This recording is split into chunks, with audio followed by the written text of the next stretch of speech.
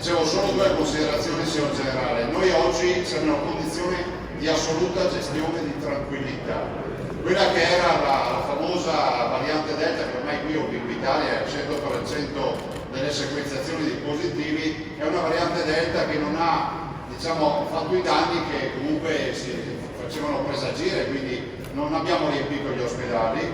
Questa mattina peraltro abbiamo 298 positivi in tutto il Veneto. Siamo un'incidenza su, mediamente facciamo 40-50.000 tamponi al giorno, siamo un'incidenza che è sotto l'1%, quindi diciamo che la gestione è una gestione assolutamente ottimale in questa fase. Abbiamo circa 330 persone in ospedale, delle quali 58 in terapia intensiva. Resta sempre il rammarico che l'80% dei ricoverati in terapia intensiva non sono vaccinati. In un'ottica di ovviamente gestione di accesso volontario alle vaccinazioni, però abbiamo l'obbligo di dire che questo è il vero tema. Dall'altro c'è da dire che se abbiamo questa situazione lo dobbiamo a quel quasi 81% di veneti che ormai si sono vaccinati, quindi il fatto di aver condiviso questa sfida come comunità, di averla portata avanti, oggi ci permette di essere, tra virgolette, più liberi, ci permette di avere una vita quasi normale. Se togliessimo la mascherina avremo pure la possibilità di dire che la nostra quotidianità è tornata alla normalità, ma anche la volontà di dire che la condivisione di questa sfida è un grande segnale per questa comunità. Oggi iniziamo con la terza dose, è un argomento delicato, è un argomento che si rivolge ovviamente, è un'operazione che si rivolge a coloro che sono i fragili, gli oncologici, le persone che hanno la necessità di avere una copertura anticorpale adeguata. Ricordo che la terza dose è autorizzata solo dopo 28 giorni dalla seconda dose e 6 mesi nel caso non fossero fragili.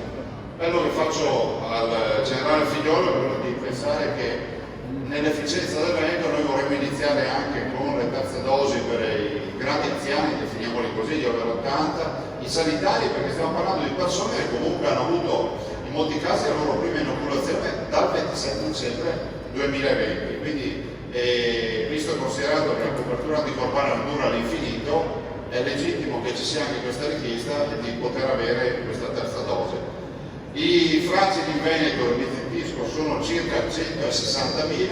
Abbiamo ieri appunto discusso con i nostri direttori e abbiamo chiesto un piano di vaccinazioni per circa 50.000 vaccinazioni al giorno, quindi torneremo a velocità di crociera che già conosciamo, che già sappiamo affrontare, 50.000 vaccinazioni al giorno, per fare in modo di fare veloci con i fragili, veloci con le seconde dosi dove ci sono ancora seconde dosi programmate, e ovviamente essere pronti ad acquisire e prendere in carico terze dosi per i sanitari, gli anziani, i grandi anziani, e poi a seguire il resto della popolazione. Quindi noi in generale siamo pronti, la macchina funziona come lei sa, e ci fa piacere, concludo, che il generale abbia adottato il modello Veneto per le scuole Sentinella, che è un progetto tutto Veneto. I Veneti lo conoscono perché lo stiamo portando avanti sostanzialmente da quando è partito il coronavirus. Funziona, si riesce a monitorare il grado di circolazione del virus nelle nostre scuole tra i nostri ragazzi.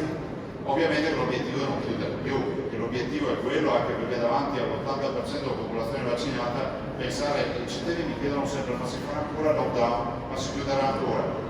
Decisamente no, nel senso che sarebbe una sconfitta, vorrebbe dire che tutta la campagna di profilassi e di prevenzione non ha funzionato.